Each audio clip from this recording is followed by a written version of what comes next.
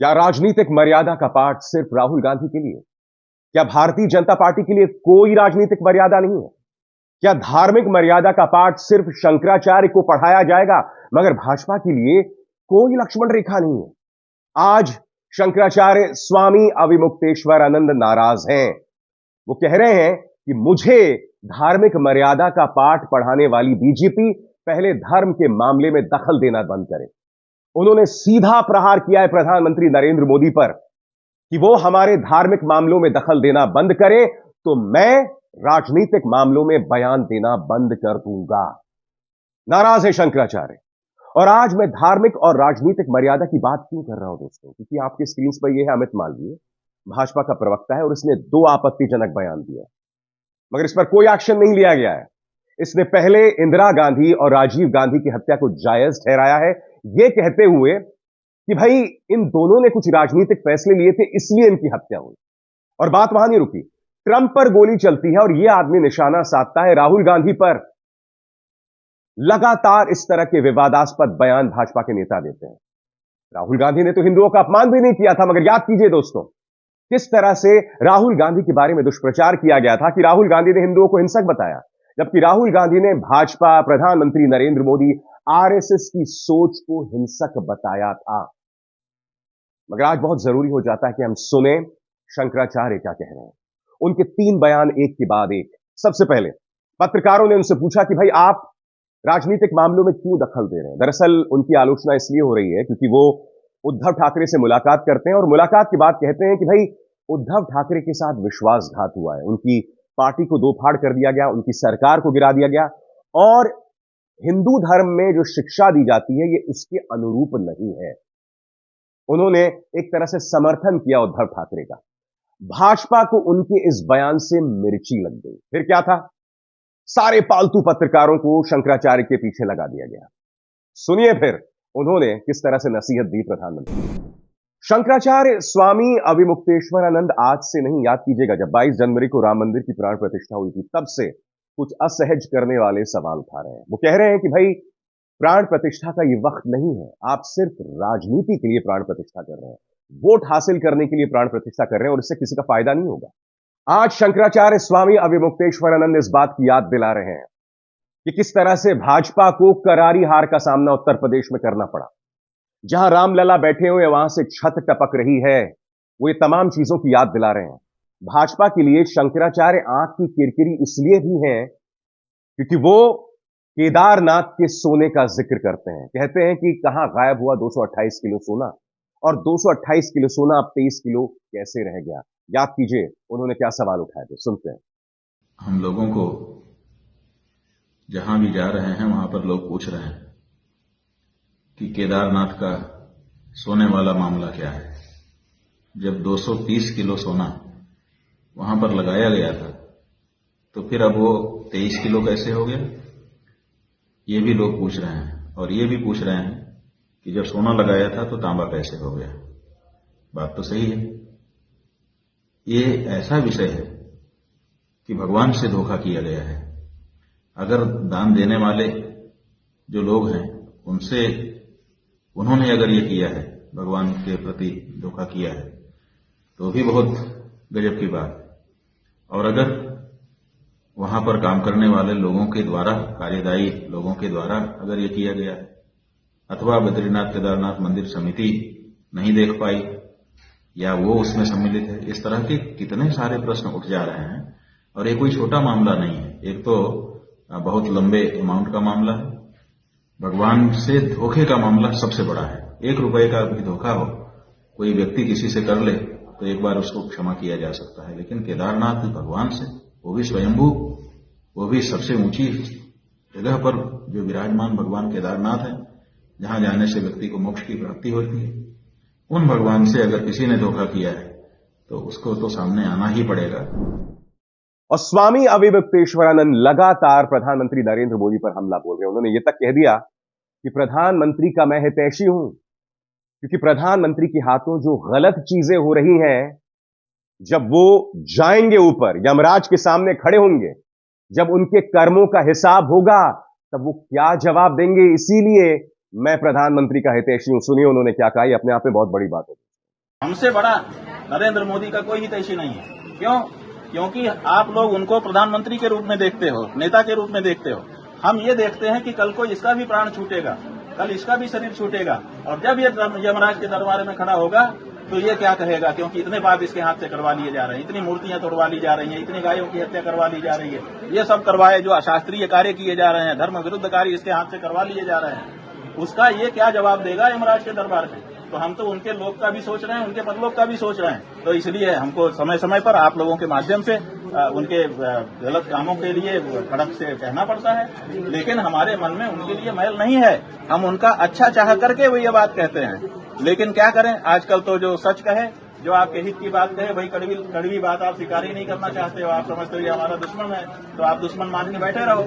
लेकिन उन्होंने आकर के हमको प्रणाम किया, हमको लगा कि इनके मन में भी अब कुछ सफाई हुई होगी, इन्होंने शायद हमारी बातें समझी होंगी, तभी तो अब कड़वाहट नहीं मान रहे हैं। तो हमने उनको मन से आशीर्वाद दिया। अपने गले की पहनी हुई माला, गले की माला पहनी हुई शिष्य को पहनाई जाती है और किसी को नहीं पहनाई जाती है। ये बहुत बड़ी चीज होती है, लेकिन हमने वो उनको प्यार से पहनाई और उनको आशीर्वाद दिया।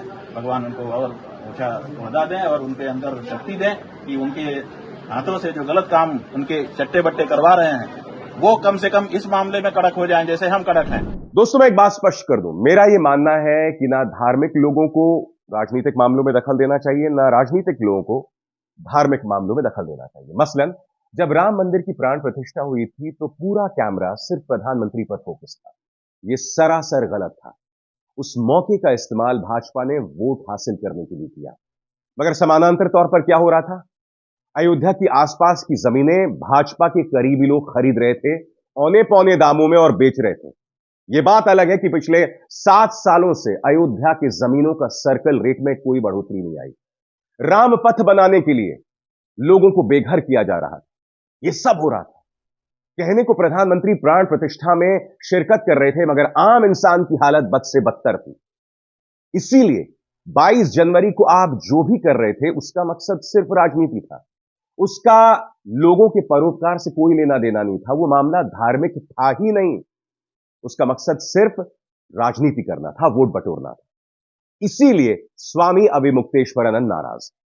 उसी तरह से मुझे लगता है कि शंकराचार्य स्वामी अविमुक्तेश्वरानंद को इस तरह से उद्धव ठाकरे से नहीं मिलना चाहिए।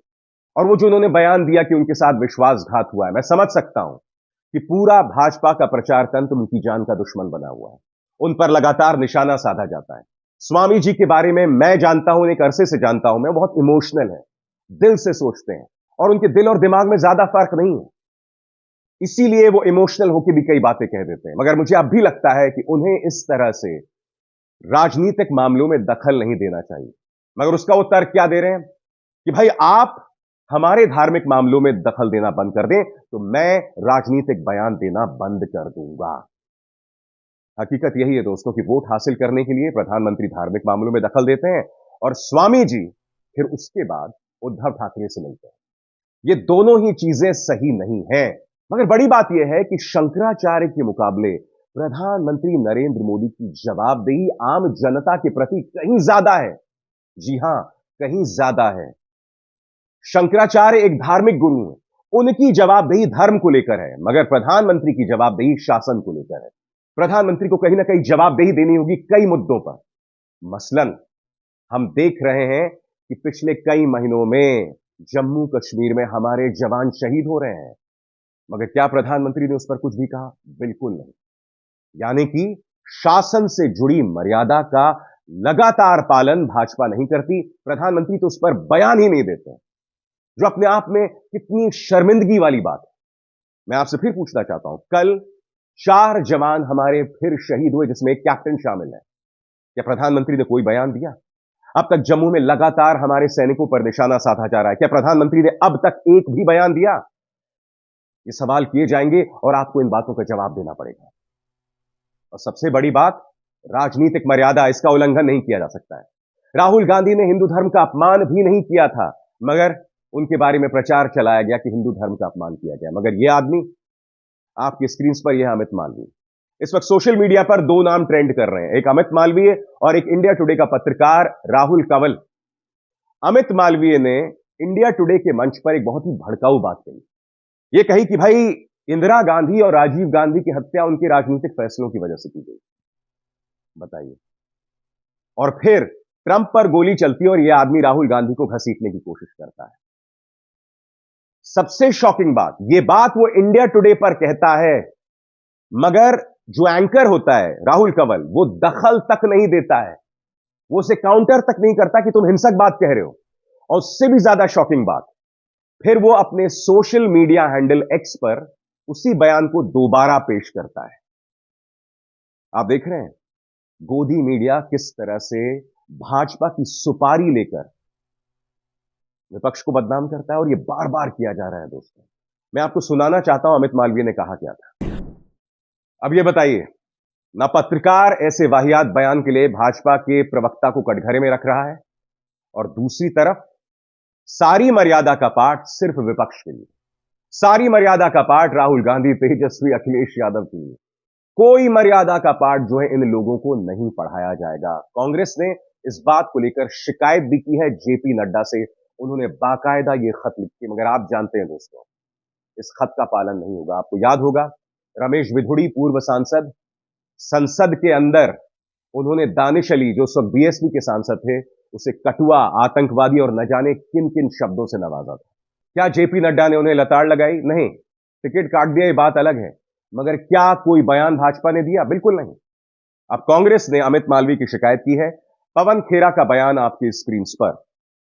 भाजपा प्रवक्ता अमित मालवीय द्वारा की गई असंवेदनशील टिप्पणी, जिसमें भारत के पूर्व प्रधानमंत्रियों और अन्य सम्मानित नेताओं के बलिदान को नीचा दिखाया गया, उससे 15 जुलाई को राहुल कंवल द्वारा होस्ट किए गए टेलीविजन शो में चुनौती नहीं दी गई। कांग्रेस प्रवक्ता को अपना जवाब पूरा करने से रोका गया और एंकर द्वारा बार बार बीच में टोका गया। इसके अलावा एंकर ने खुद अपने ट्विटर अकाउंट पर इन टिप्पणियों का समर्थन और प्रचार किया।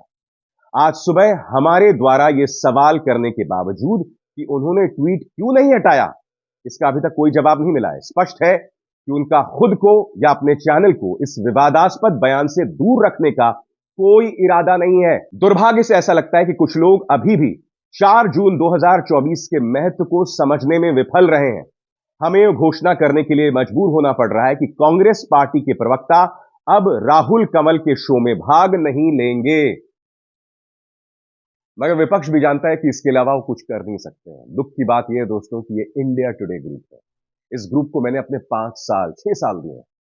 जी हां, ये वो ग्रुप है जहां से इंडिया टुडे पत्रिका आई, जिसे पढ़कर हम बड़े हुए। ये वो ग्रुप है जहां पर न्यूज ट्रैक की शुरुआत हुई, इस देश की पहली स्वतंत्र इलेक्ट्रॉनिक मैगजीन। याद है उसके कैसेट्स आया करते थे, मंडल कमीशन, राम मंदिर के दौरान, बाबरी के दौरान। आज ये हालत हो गई है कि उनके जो मालिक है अरुण पुरी, वो प्रधानमंत्री नरेंद्र मोदी की मौजूदगी में कहते हैं कि हमारी दुकान तो आपकी वजह से चल रही है। ये हालत है इन लोगों की। इनका पत्रकारिता से दूर दूर तक कोई नाता नहीं है। ये अपनी मर्यादा तो आज से कई साल पहले उसे लांघ चुके हैं। मगर जैसे मैंने कहा ना, मर्यादा का पाठ सिर्फ राहुल के लिए और स्वामी अविमुक्तेश्वरानंद के लिए। शर्म तुमको मगर आती है। अभिसार शर्मा को दीजिए इजाजत। नमस्कार। स्वतंत्र और आजाद पत्रकारिता का समर्थन कीजिए, सच में मेरा साथी बनिए। बहुत आसान है दोस्तों, इस ज्वाइन बटन को दबाइए और आपके सामने आएंगे ये 3 विकल्प, इनमें से एक चुनिए और सच के इस सफर में मेरा साथी बनिए।